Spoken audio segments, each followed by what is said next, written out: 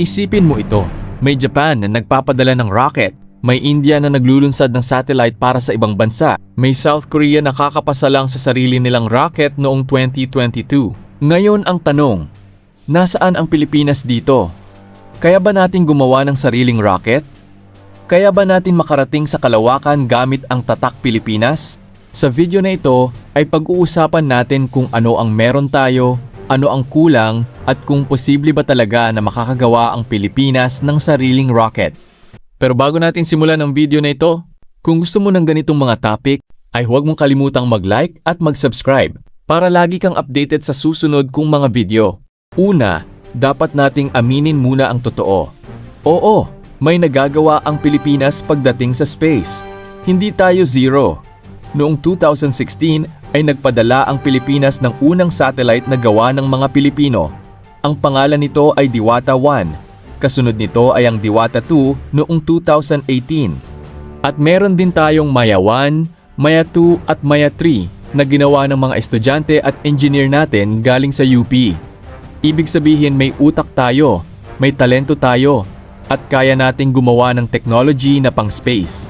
Pangalawa, meron na rin tayong ahensya na nakatuon dito. Noong August 8, 2019, opisyal na binuo ang Philippine Space Agency o PhilSA. Ang trabaho nito ay magplano ng space program ng bansa. Sila ang nagko-coordinate ng research, scholarship at partnership sa ibang bansa. May budget na rin silang natatanggap galing gobyerno taon-taon. Ibig sabihin, nagsisimula na tayo at hindi tayo nakatunganga lang. Pero dito na papasok ang tanong, kung kaya nating gumawa ng satellite, kaya ba nating gumawa ng rocket? Ang sagot ay komplikado. Dahil ang rocket at satellite ay dalawang magkaibang bagay. Ang satellite ay yung ipinapadala, ang rocket naman ay yung magdadala. At ang paggawa ng rocket ay mas mahirap at mas mahal ng 10 beses.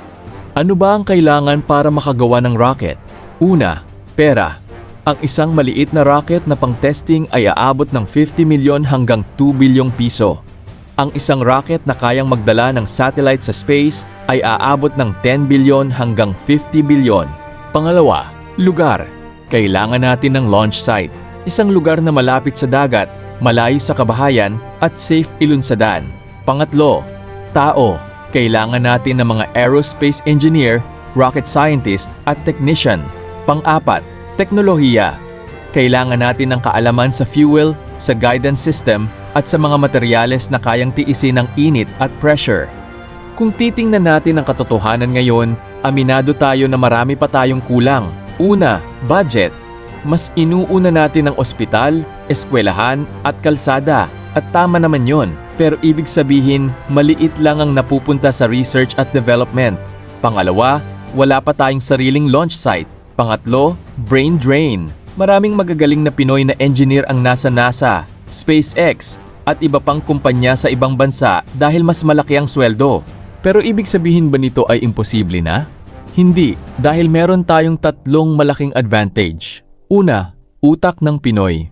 Patunay na dyan ang Diwata at Maya satellites. Mga Pilipino ang nag-design at gumawa nun.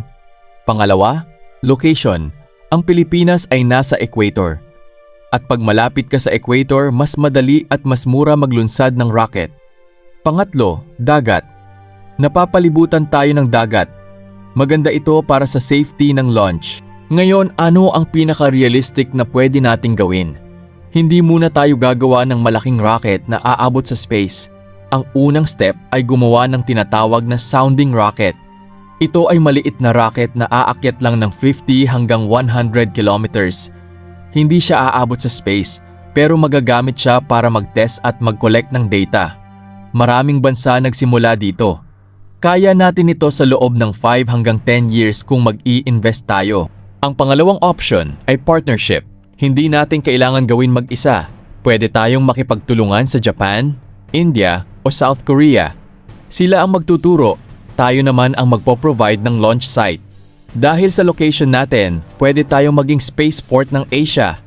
Ibig sabihin, imbis na tayo ang magbabayad para magpadala, tayo na yung babayaran ng ibang bansa para gamitin ang lupa natin. Tingnan natin ang ibang bansa. Ang India ay nagsimula noong 1960s. Ngayon sila ang pinakamura magpadala ng satellite sa mundo. Ang South Korea ay 30 years din bago sila nagtagumpay sa sarili nilang rocket noong June 2022.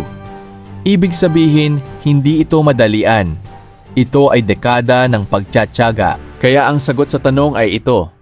Kakayanin ba ng Pilipinas na gumawa ng rocket? Ang sagot ay oo, pero hindi bukas, hindi next year. Ito ay pangarap na aabutin ng 10 hanggang 20 years. Pero mangyayari lang ito kung magsisimula tayo ngayon, kung dadagdagan ang budget ng PhilSA, kung bibigyan ng scholarship ang mas maraming aerospace engineer, kung gagawa ng research center dito sa Pilipinas. Sa huli, ang rocket ay hindi lang tungkol sa paglipad sa kalawakan. Ang rocket ay simbolo ng kapangyarihan at kakayahan ng isang bansa.